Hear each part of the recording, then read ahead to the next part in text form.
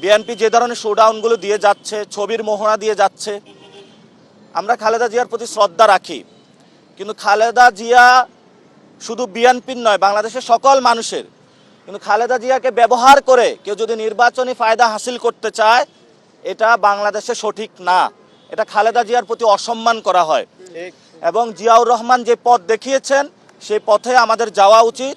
বাংলাদেশ পুনর্গঠনে উনি 19 দফা দাবি দিয়েছিলেন, যে 19 দফা দাবিতে অর্থনৈতিক বৈষম্য দূর করে কিভাবে বাংলাদেশ গঠন করা যায় সেই কথাগুলো বলেছেন।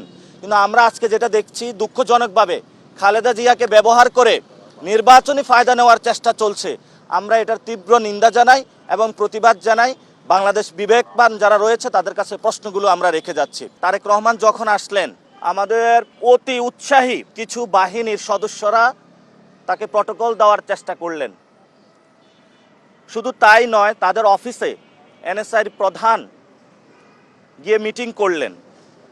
বিভিন্ন প্রশাসনের যারা কর্মকর্তা কর্মচারী রয়েছেন তারা অতি উৎসাহী হয়ে তাদের সাথে যোগাযোগ করলেন। এটা সরাসরি নির্বাচনী যে আচরণবিধি রয়েছে এটা লঙ্ঘন।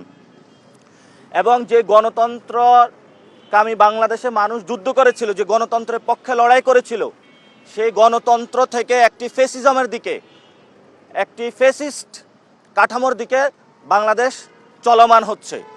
এজন্য আমরা সকলকে আহ্বান জানাবো, আইন শৃঙ্খলা বাহিনী কোনো দলীয় দাস হবেন না, আজাদির পক্ষে থাকবেন, কারো গোলাম হবেন না। তারেক রহমানের গোলাম হলে আবার বাংলাদেশ থেকে সকল প্রশাসনের মতন আপনাদেরকে বিদায় নিতে হবে।